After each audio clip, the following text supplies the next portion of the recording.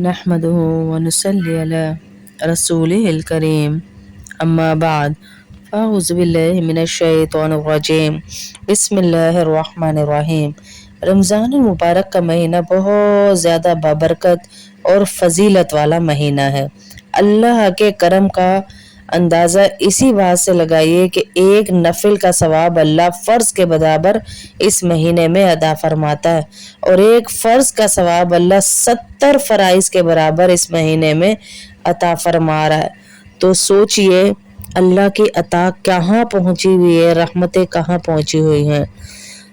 آئیے آج میں آپ کو 10 عبادات بتاتی ہوں کہ رمضان مبارک میں کریں۔ ان 10 اعمال کا، عبادات کا معمول بنا لیں، پابندی کے ساتھ کریں۔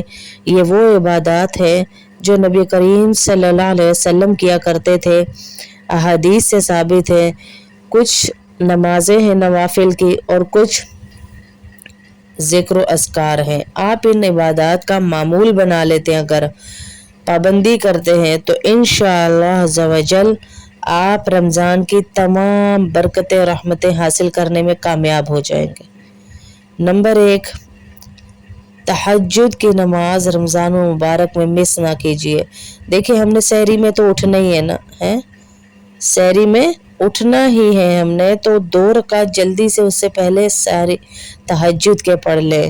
اللہ اعلان کرواتے ہیں تہجد کے وقت کہ ہے کوئی مجھ سے مانگنے والا، میں اسے رزق عطا کروں، بخشش مانگنے والا، گناہ بخشوانے والا، کوئی بیمار ہے جو بیماری سے شفا مانگے، تو ہم اس وقت میں کیوں نہ اللہ سے مانگے جب اللہ خود دینے کا اعلان کر رہا ہو، اللہ دینے کا اعلان۔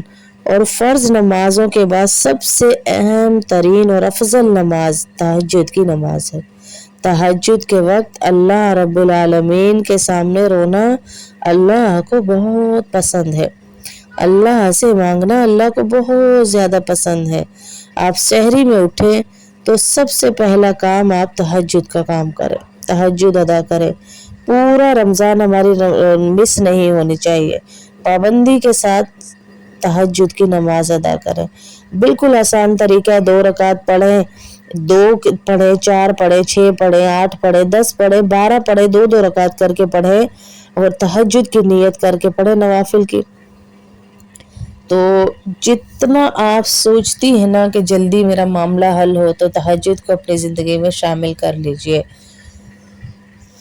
تو اللہ پاک آپ کے معاملوں کو ضرور حل کریں گے، بیماری دور کریں گے، بے اولادی دور کریں گے۔ تہجد کی نماز سب سے پہلا کام ہے۔ دوسرے نمبر کا جو کام ہے، سحری میں ضرور اٹھیں، سحری میں برکت ہے، سحری ضرور کریں۔ یہ جو فیشن بن گیا ہے نا رات کو کر کے سو جانا کھا کے، یہ ختم کریں۔ سحری حضور صلی اللہ علیہ وسلم نے فرمایا کہ کل کی کل برکت ہے۔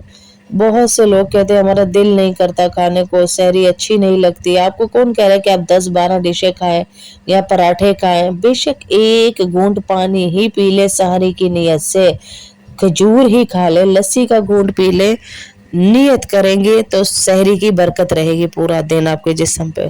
روزہ مس نہیں کر رہا۔ نمبر 3، اللہ اکبر، چھوٹی چھوٹی وجوہات پہ روزہ نہ چھوڑیں، اللہ ان کو معاف کرے جو روزے چھوڑتے ہیں۔ شریعت نے جن کو اجازت دی ہے، جیسے مسافر ہے، بیمار ہے، وہ الگ چیز ہے، لیکن جان کر چھوڑ دینا کہ میرے کام بہت زیادہ ہیں، مجھے کام کرنا ہے، میں نے یہ نہیں کیا، میں نے وہ نہیں کیا، میرے امتحان ہے، مجھے چکر آ رہے، بلا وجہ جھوٹے، تو روزہ نہ چھوڑے۔ اللہ کے نبی صلی اللہ علیہ وسلم نے ارشاد فرمایا کہ اگر کوئی شخص رمضان کا 1 روزہ چھوڑ دے جان بوجھ کر اور پوری زندگی روزہ رکھتا رہے غیر رمضان میں، تو اس روزے کی قضا تک نہیں پہنچ سکتا۔ اتنی زیادہ فضیلت ہے روزے کے، رمضان کے روزے کی۔ تو کام کا بہانہ کر کے یا کمزوری کا بہانہ کر کے نہ کریں، روزہ نہ چھوڑیں۔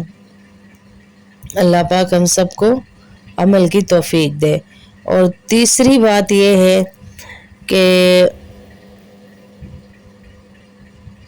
ہم جتنے نمازوں کی پابندی، نمازیں ہماری مس نہ ہو، نمازیں ہماری ختم نہ ہو، روزہ رکھ کے پورا پورا دن موبائل استعمال کرنا، سوئے رہنا، نماز ہی نہ پڑھنا، نہیں، نماز کا سوال سب سے پہلے آخرت میں ہوگا، قیامت والے دن سب سے پہلا سوال نماز کا ہوگا۔ اس رمضان میں کوئی بھی نماز ہماری مس نہیں ہونی چاہیے۔ کچھ لوگوں کی عادت ہوتی ہے سحری کر کے سو جاتے ہیں، نہ فجر ان کی ہوتی ہے نہ ظہر ہوتی ہے، عصر میں جا کر اٹھتے ہیں۔ نماز کو چھوڑنا گناہ کبیرہ میں سے ہے، اور آپ نماز چھوڑ روزہ رکھ کر گناہ کرتے ہیں تو یہ گناہ ہے۔ اور اسی طرح اگلا جو کام ہے، قرآن پاک کی تلاوت کا اہتمام کریں۔ قرآن کی تلاوت کا اہتمام ضرور کریں۔ قرآن کو رمضان کے ساتھ ساتھ رکھے، ایک خاص نسبت ہے رمضان میں قرآن کو۔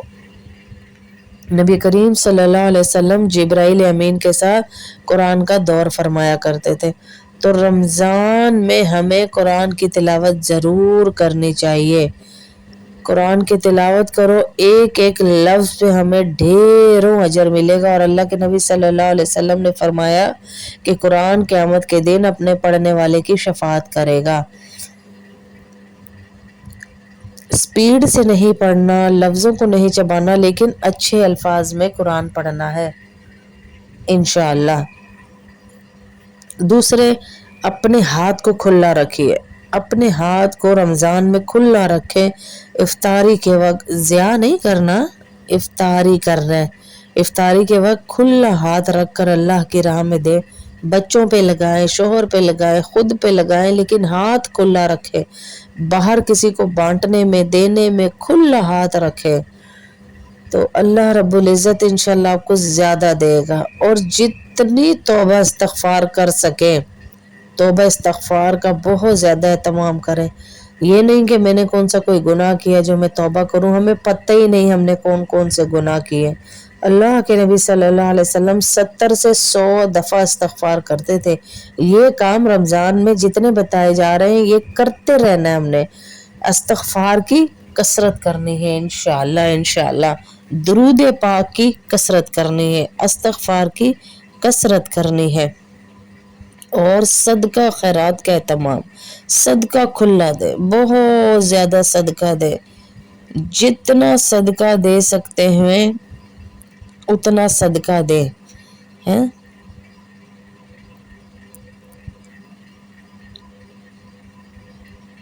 لازمی صدقہ خیرات کریں۔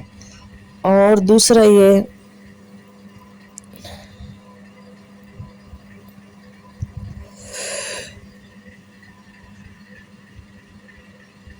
کسی کے پاس افطاری نہیں ہے، سحری نہیں ہے تو وہ آپ ڈلوا دیں، ان کے تھوڑے سے پریشانیوں کو حل کر دیں۔ اور اس کے بعد نوافل کا اہتمام ضرور کریں، نفل نمازیں بہت زیادہ پڑھیں، کیونکہ نفل کی قیمت فرض کے برابر لگ رہی ہے۔ آپ دیکھیں اشراق پڑھے، چاشت پڑھے، جس نے اشراق کی نماز 2 رکعت پڑھی، اللہ کے نبی صلی اللہ علیہ وسلم کا ارشاد پاک ہے کہ اسے حج اور عمرے کا ثواب ملتا ہے، بتائے ہیں حج عمرے کا ثواب ملے گا جو بھی اشراق ادا کرے گا۔ چاشت جو پڑے گا، پورے جسم کے جتنے جوڑ ہے آپ کو اس کے مطابق صدقہ کرنے کا ثواب ملے گا، یعنی جوڑوں کا صدقہ نکل جائے گا۔ اور اگر آپ کو حج کا ثواب سمجھے مل رہا ہے اشراق سے، تو رمضان میں آپ کو اس حج کا کتنا ثواب